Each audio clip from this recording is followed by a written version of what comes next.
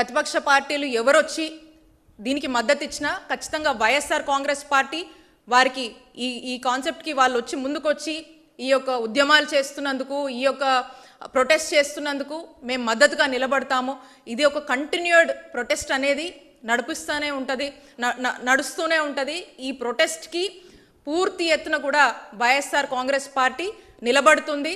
తిరిగి మళ్ళా మీ యొక్క నిర్ణయం తప్పని మీరు మేల్కొని ఈ యొక్క ప్రైవేటైజేషన్ నిర్ణయం నుంచి మీరు మీ ఆలోచనని విత్డ్రా చేసుకునే వరకు కూడా మేము పోరాడుతూనే ఉంటామని తెలియజేసుకుంటున్నాను. అండ్ మనం చూస్తూ ఉంటాం జనరల్గా ఎవరైనా కూడా ప్రభుత్వం అనేది ఇట్స్ అ కంటిన్యూస్ ప్రాసెస్. ఎవరైనా కూడా ఏదైనా హెల్త్ కావచ్చు, ఎడ్యుకేషన్ కావచ్చు, ప్రభుత్వం యొక్క బాధ్యత. సో ఆ బాధ్యత వాళ్ళకు ఉన్నప్పుడు మాది దమ్మున్న ప్రభుత్వం, మేము ఇలా చేయగలుగుతాము, మేము అలా చేయగలుగుతాము, మేము ప్రజలకి న్యాయం చేస్తాము, ప్రజలకు మంచి ఆరోగ్యం ఇవ్వడంలో మేము ముందుంటామని చెప్పి ఎవరైనా కూడా జనరల్గా ముందుకు వెళ్తారు.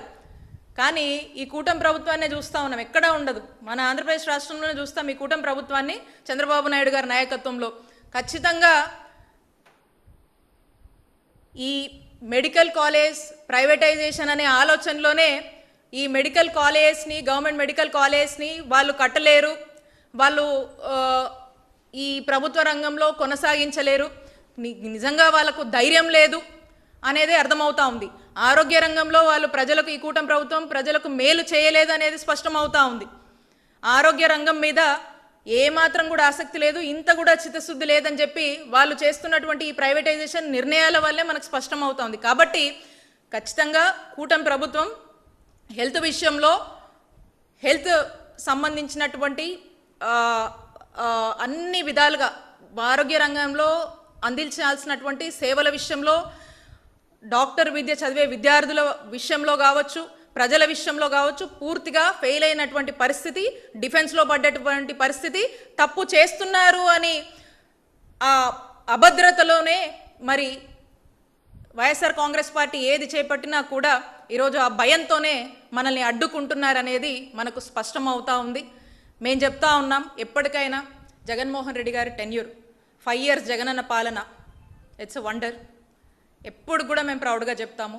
ఎప్పటికైనా కూడా ఆంధ్రప్రదేశ్ రాష్ట్ర ప్రజలు జగనన్న హయాంలో వైద్య ఆరోగ్య రంగంలో చక్కగా చూశారు, ఇంతమంది ప్రాణాలు కాపాడారు. మా కుటుంబం జగనన్న దయ వల్ల బతుకుంది. ఈరోజు మా కుటుంబంలో మాకు ఒక అనారోగ్య పరిస్థితి వస్తే జగనన్న హయాంలో ఉచితంగా వైద్యం చేశారు కాబట్టి ఈరోజు పలానాయన బతుకున్నాడు, పలానమ్మ బతుకుంది. మేము ఎప్పుడు ఆయన రుణం తీర్చుకోలేము అని ప్రతి ఇల్లు కూడా గొప్పగా గుర్తుపెట్టుకొని ఎప్పుడు కూడా ఆ యొక్క ఎమోషన్ అటాచ్మెంట్తో ఉన్నటువంటి ఫ్యామిలీస్ని గ్రామస్థాయిలో మనం చూస్తూ ఉంటాం, అక్కడక్కడ చూస్తూ ఉంటాం. వైఎస్ఆర్ గారి టైంలో ఒక గుండె ఆపరేషన్ చేసుకున్నారంటే ఇప్పుడు కూడా ఆ గ్రాటిట్యూడ్స్ అనేది మనం చూస్తూ ఉంటాం. కాబట్టి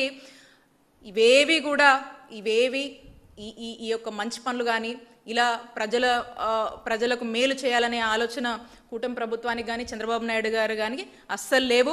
ఎప్పుడు కూడా ఆ యొక్క మంచి చేసిన ప్రభుత్వం వైద్య ఆరోగ్య రంగంలో చక్కగా ప్రజల్ని సంక్షేమంగా, అలాగే చక్కటి వైద్య సేవలు అందించి బాగా చూసుకున్నటువంటి ఒక నాయకుడిగా జగన్మోహన్ రెడ్డి గారి పేరు ఎవ్వరూ కూడా చెరపలేరు.